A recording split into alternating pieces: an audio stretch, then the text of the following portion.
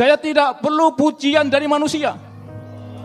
Aku saja tersakiti oleh saya akan minta maaf kepada beliau siapa juga. Kita lengkap semua, makan enak.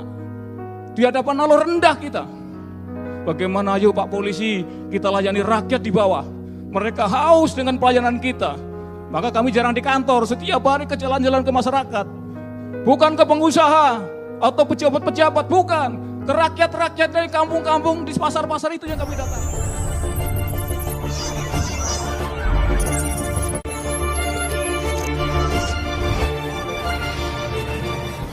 Assalamualaikum warahmatullahi wabarakatuh.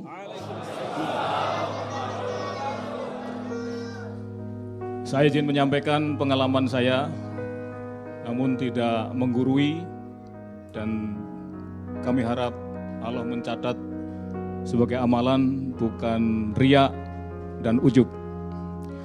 Pengalaman kami adalah Umar, hamba Allah yang banyak dosa, banyak salah, ilmu agamanya sangat rendah, dan ibadah kami belum baik. Maka kami mencoba untuk merubah bagaimana menjadi muslim yang baik dan bermanfaat bagi yang lain. Allah menyampaikan bahwa tugas kita di dunia hanya untuk beribadah kepada Allah. Kemudian ibadah yang dihisab pertama kali adalah sholat. Kemudian Rasulullah disampaikan bahwa beliau sebagai toladan.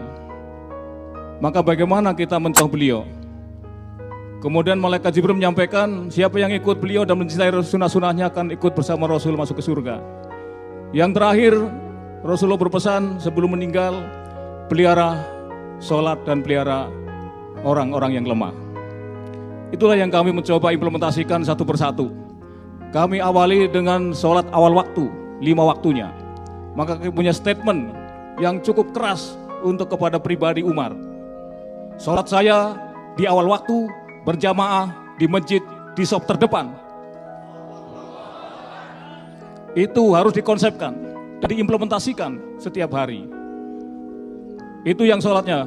Kemudian yang ibadah lain, tahajud. Kami jihadkan juga. Tahajud kami tiap malam. Bangun jam 3 pagi. Jam 4 baru keluar berpakaian dinas menuju ke masjid-masjid masyarakat. Setiap hari. Duhanya juga hari. Kemudian di dalam mobil selalu ada pakaian 2, pakaian dinas. Cadangan yang pertama untuk kalau barangkali Tuhan mengendaki saya menemui kecelakaan di jalan akan saya angkat sendiri. Yang kedua, kalau ada bendera putih, masyarakat sedang meninggal, kenal tidak kenal saya akan turun. Kalau sempat menyolati, kalau bisa memanggul jenazah saya panggul, kalau bisa gali kuburnya saya gali, kalau bisa memakamkan saya makamkan. Kemudian di dalam mobil dinas juga ada beras 10 kantong setiap hari. Kalau kami ketemu dengan orang-orang yang miskin atau yang harus kami berikan, maka kami turun dari mobil. Dan kami panggul sendiri, tidak pernah perintah ajudan. Karena yang beramal Umar bukan yang lain. Kemudian kebersihan sebagian daripada iman. Kita tahu kenapa kotor semua kota kita. Karena konsep dengan implementasi belum sama. Maka setiap kami jalan di mana juga, berpakaian apapun juga, mau jas, pakai dasi atau pakai seperti ini, kalau ada sampah kami ambil. Bagaimana Pak kalau pakai tikus? Kami ambil juga pakai tikus itu. Itu kebersihan sebagai pada iman, termasuk barang-barang yang menghalangi dan berbahaya kami singkirkan. Karena selemah-lemahnya iman adalah menyingkirkan barang yang berbahaya.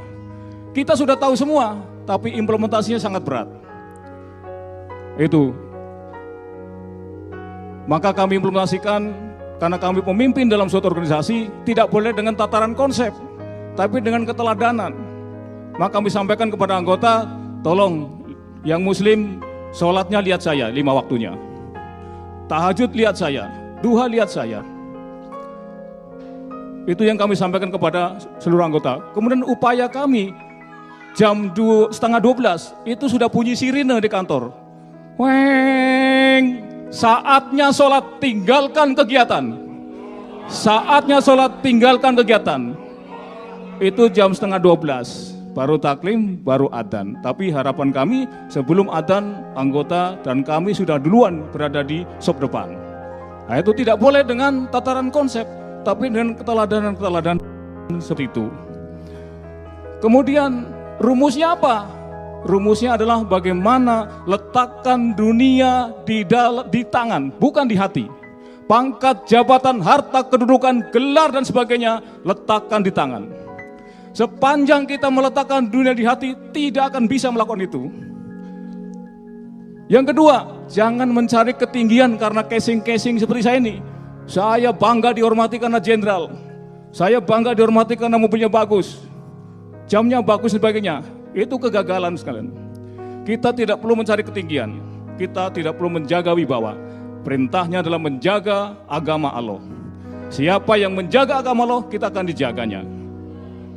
Nah, sekaranglah manfaatnya. Bagaimana saya merasakan sebelum saya sholat awal waktu, tidak seperti sekarang ini. Sebelum saya tahajud, tidak seperti ini. Sebelum saya duha, tidak seperti ini. Sebelum saya meletakkan dunia di tangan, masih dicintai. Zaman dulu kita cintai dunia, kita bangga dengan casing-casing, tidak seperti sekarang ini. Kemudian kita selalu mencari ketinggian. Oh, kita kalau dihormati, kalau pangkatnya tinggi. Ternyata keliru, saya singkirkan lagi, saya pindahkan. Ketinggian yang kita cari adalah bagaimana kedekatan kita kepada Allah SWT. Kemudian yang berikutnya adalah rendah hati. Bagaimana kita rendah hati kepada masyarakat. Memandang umat yang lain adalah bukan dari status, kedudukan, pangkat, jabatan, harta, dan sebagainya. Tapi bagaimana posisi dia, sebagaimana Allah sebutkan dan Rasulullah titipkan tadi. Hamba-hamba yang lemah. Siapa itu? Yang yatim, yang miskin, yang teraniaya, yang sedang masuk sel, itulah hamba-hamba yang lemah. Maka kami datangi dengan rendah hati.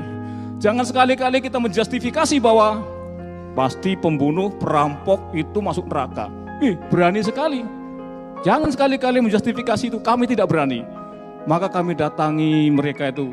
Saya ajak makan, saya ajak sholat, kita berikan motivasi bahwa Allah Maha Pengampun dan sebagainya. Pembunuh, perampok, penjinah, itu kawan saya semua. Maka kawan-kawan kami adalah kawan-kawan yang sedang bermasalah. Yang miskin, yang yatim, yang teraniaya, tukang parkir, tukang beca, itu kawan saya semua. Setiap hari itulah kawan saya. Bukan melihat yang tinggi-tinggi, tidak sama sekali. Itu kawan saya. Nah, kemudian setiap hari kami jalan, itu mobil kami buka jendelanya. Untuk apa? Silaturahim. Assalamualaikum warahmatullahi wabarakatuh. Itulah perintah Rasul seperti itu. Lakukan saja. Oh, karena saya jenderal, nanti saya turun di bawah. Salah, kalau menjaga wibawa, rontok wibawa itu. Tantangan melaksanakan sunnah Rasul sangat berat. Sesuai dengan zamannya masing-masing. Tapi itu akan terkalahkan dengan niat yang kuat dan ikhtiar yang optimal, yang serius. Kalau kita anggap berat, pasti berat. Tapi itu kan sudah jelas-jelas perintah itu. Perintah Allah, tolong dicontoh Rasulullah. Ya sudah, ikuti saja. Tidak usah diskusikan, dibicarakan, dipikir pakai akal-akal sehat, nggak usah. Ikuti saja itu, apa perintahnya Allah dan Rasulullah melaksanakan, ikuti, jalani saja, jalani. Dan saya sudah merasakan betapa indahnya dan bahagianya. Meskipun dalam tugas apapun juga, kami selalu berserah diri kepada Allah, sebagaimana Rasulullah praktekkan, sehingga kami tidak punya beban.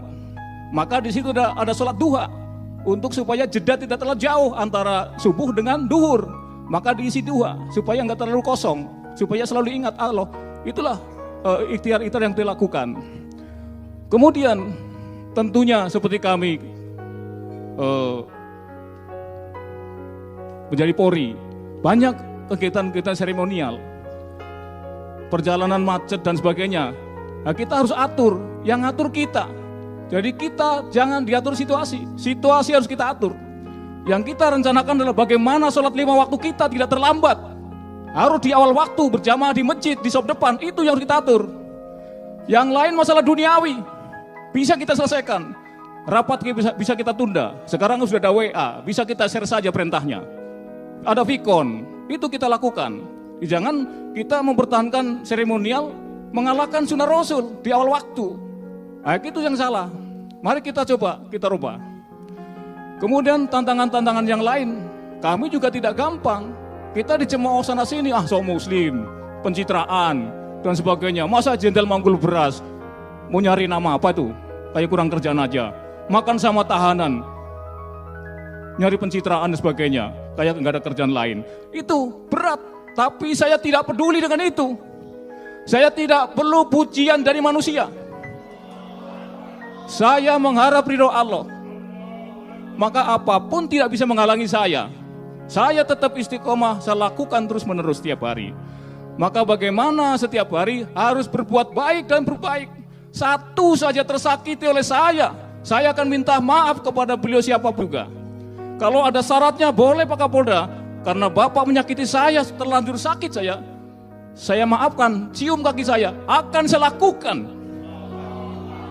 Bagaimana kalau kaki saya membusuk karena kena gula, saya akan cium juga. Karena hablum minas silaturahim perintah Allah. Apapun saya korbankan, saya turunkan pangkat derajat saya untuk melaksanakan perintah Allah sebagaimana Rasulullah lakukan. Kemudian memandang hamba yang lain, tadi saya sampaikan bahwa orang miskin itu adalah ada 3 kriteria atau 3 statement yang saya buat. Yang pertama, mereka tidak butuh belas kasihan dari kita sekalian. Mereka bahagia dengan caranya Allah memberikan kebahagiaan. Yang kedua, kita yang butuh kepada mereka sebagai tempat-tempat amalan kita sekalian. Maka yang ketiga, datangilah dengan rendah hati mengharap ridho Allah. Itu yang kami praktekkan. Kenapa Kapolda nyium tangannya orang miskin yang cacat? Karena apa? Beliau ujiannya berat sekali. Sudah cacat, miskin lagi. Derajatnya sangat tinggi. Kita lengkap semua, makan enak. Di hadapan Allah rendah kita. Termasuk tadi tahanan. Kalau dia dianggap rendah sama kita. Kalau mereka taubatan nasuha, sisa hidupnya berbuat kebaikan, meninggal husnul khotimah. Nah, kita gimana dengan kesombongannya? Ketinggalan kita. Nah, maka inilah yang kami implementasikan sehari-hari. Bagaimana ayo Pak Polisi, kita layani rakyat di bawah. Mereka haus dengan pelayanan kita. Rendahkan hatimu, rendahkan hatimu. Rendahkan dirimu untuk orang tua dan untuk Allah. Hatimu aja cukup sudah rendahkan kepada masyarakat. Ini yang kami implementasikan setiap hari. Maka kami jarang di kantor, setiap hari ke jalan-jalan ke masyarakat. Bukan ke pengusaha atau pejabat-pejabat, bukan. Ke rakyat-rakyat dari kampung-kampung, di pasar-pasar itu yang kami datangi. Karena apa? Yang menengah ke bawah itulah yang haus dengan kasih sayang. Dan itu adalah amanah Rasulullah. Lindungi, sayangi, pelihara yang lemah. Itulah yang lemah itu yang harus kita datangi. Siapa yang menjaga agama Allah akan dijaga oleh Allah. Kalau beliau sudah menjaganya, tidak satu pun kekuatan yang bisa menembusnya. Yang kedua, kalau kita rendah hati kepada hamba-hamba Allah yang tadi Rasulullah sebutkan, maka kita akan ditinggikan derajatnya. Terbukti sekarang, saya berada di sini karena Allah. Karena apa? Karena kesombongannya? Tidak. Karena rendah hatinya saya kepada rakyat. Karena melaksanakan sunnah Rasul, sampailah di sini dipanggil oleh TV One dengan Pak Ustadz Arifin. Itu bukan karena jenderalnya, bukan. Tapi Umar yang awal waktu, yang manggul beras, yang nyium tangan, yang mendatangi ke pasar-pasar, yang rangkulan dengan tukang parkir, dan sebagainya. Itu yang kami lakukan.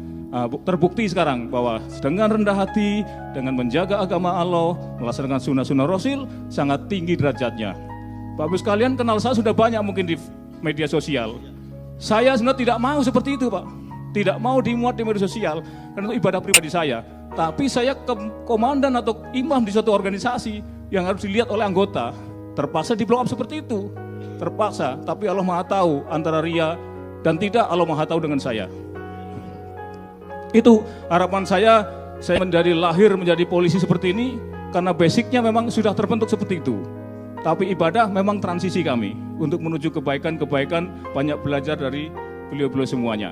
Mudah-mudahan bisa bermanfaat apa yang kami sampaikan. Kami mohon maaf kalau ada kekurangan. Terima kasih. Mas, baik, barangkali ini adalah untuk Pak Umar. Ada seorang netizen yang bahkan mencatat aksi-aksi viral daripada Pak Umar. Di antaranya Pak Umar justru memberikan apresiasi kepada Bribka Arbi yang waktu itu sempat menghentikan mobil kendaraan dinas dari Pak Umar. Kemudian juga Pak Umar menggali liang lahat istri anggota yang meninggal. Pak Umar memungkut sampah, kemudian mencium seorang pengemis yang tidak ada kakinya. Nah, artinya ini semua sudah viral. Tantangannya adalah ketika bagaimanakah orang-orang yang mencibir dengan aksi-aksi seperti ini. Nah, itu seperti yang Pak Umar katakan tadi. Itu sekedar pencitraan untuk barangkali meraih jabatan tertentu atau apapun. Bagaimana menjawabnya Pak Umar? Terima kasih. Pada intinya sebenarnya kita melaksanakan ibadah kutub abulum nasnya dan rohnya. Yang lohnya itu adalah bagaimana mensyukuri nikmat Tuhan. Ya Allah, terima kasih kau berikan kesehatan dan sebagainya. Tapi implementasi nasnya bagaimana? Nah, ini yang kita yang lebih berat nih. Kalau kita diberikan umur yang panjang, kepada Allah terima kasih lo kau berikan umur yang panjang. Apa nasnya, implementasinya? Ya sudah, datang yang meninggal dunia itu. Jangan melihat itu kenal tidak, jangan. Mau Nasrani, mau apapun, umat yang mana pun, kalau ada yang meninggal itu peringatan untuk kita. Datangi. Kalau kita terbuka harus datangi, itu yang benar. Nah, kemudian termasuk yang miskin, ya datangi juga dengan rendah hati. Kan doanya, ya Allah bukalah pintu-pintu amalan. Sudah dibuka sama Allah. Marto ada orang miskin. Datangi. Maka setiap hari sebelah kanan kami ada uangnya. Jadi ada niat dan ada ikhtiarnya, ada disiapkan. Jangan sampai nanti menyesal. Begitu ketemu di jalan ada orang miskin, saya nggak bawa uang, saya menyesal. Karena sudah dibuka pintu amalannya. Kemudian kenapa saya cium tangan? Itu saya lihat, kalau masih muda, sudah hatam Al-Quran, saya cium tangannya. Karena saya tidak mampu seperti beliau. Yang cacat juga demikian, saya cium tangannya karena berat ujiannya.